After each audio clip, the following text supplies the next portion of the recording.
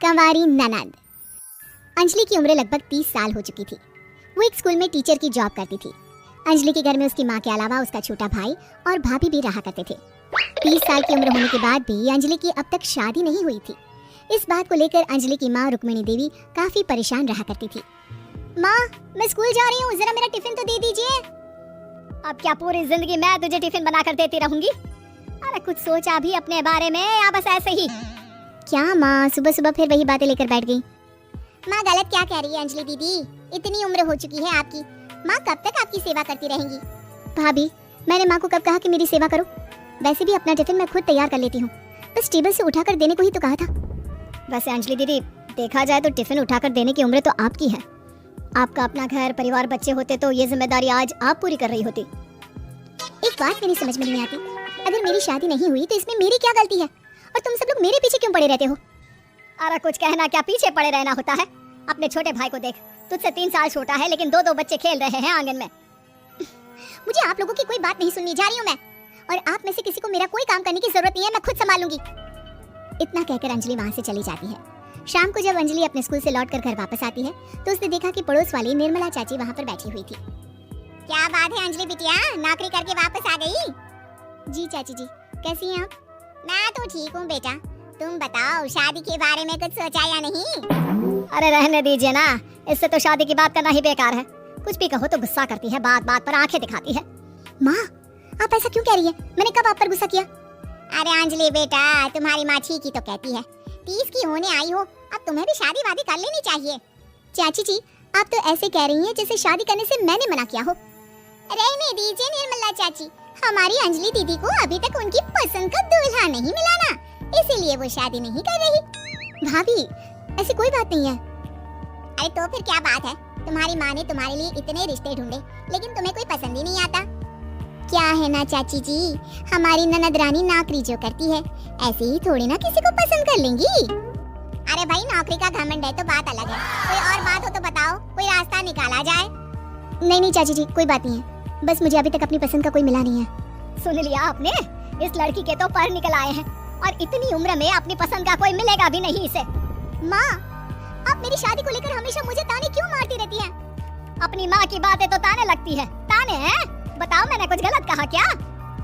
देखो, ये सब छोड़ो, मेरी दूर की बुआ का बेटा है, उसकी अभी शादी नहीं हुई है, उम्र होगी कोई 34-35 साल। आप कहें तो बात आगे बढ़ाऊं? अरे हाँ हाँ, क्यों नहीं, ये भी कोई पूछने की बात है। अरे जल्दी से लड़के को यहाँ बुला लो। माँ, आप मुझसे पूछे बिना मेरी शादी की बात करने जा रही हैं और मेरी उम्र 30 भी पूरी नहीं हुई है। निर्मला चाची कह रही है कि वो लड़का 35 साल का है। अंजलि दीदी, आपको क्या लगता है इस उम्र में कोई फिल्म का हीरो आएगा आपके लिए? देखिए, अब पसंद और नापसंद की बात तो रहने दीजिए, पसंद करने की उम्र तो आपकी निकल चुकी, अब तो जो भी मिले उसी से शादी कर लीजिए, इसी में भलाई है। तेरी भाभी बिल्कुल ठीक कह रही है, अब जैसा रिश्ता मिले उसके लिए हाँ कर देना ताकि हम भी गंगा नहाए। ठीक है, चलिए मैं उस लड़के को कहती हूँ, वो कल ही अंजलि को देखने आ जाएगा। अगले दिन निर्मला चाची के दूर का रिश्तेदार अंजलि को देखने उसके घर आता है। उसका नाम था अजय। अंजलि जी, तो आप नौकरी करती हैं, वो भी स्कूल में? जी हाँ, मैं स्कूल में टीचर हूँ।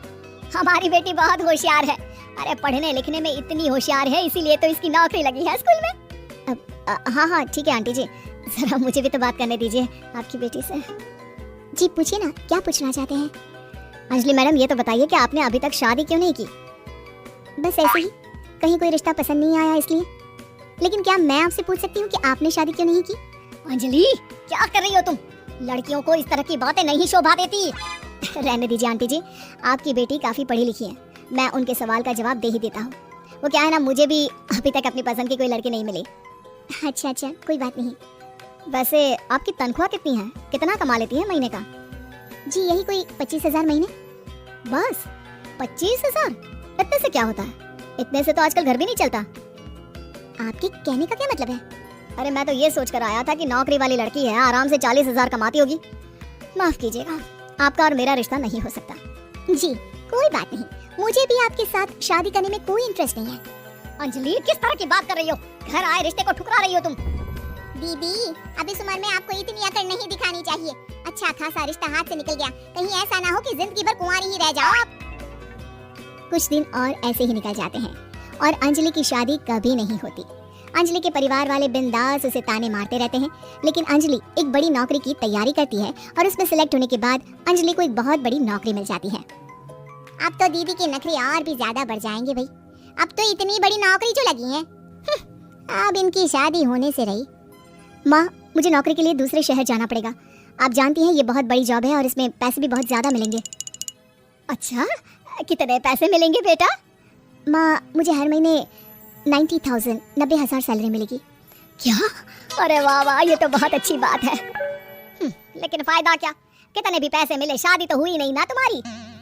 अंजलि नौकरी करने के लिए दूसरे शहर में चली जाती है और जब कुछ महीनों के बाद वो वापस घर आती है तो उसे अपने पति के साथ देखकर उसके घर वाले हैरान रह जाते हैं।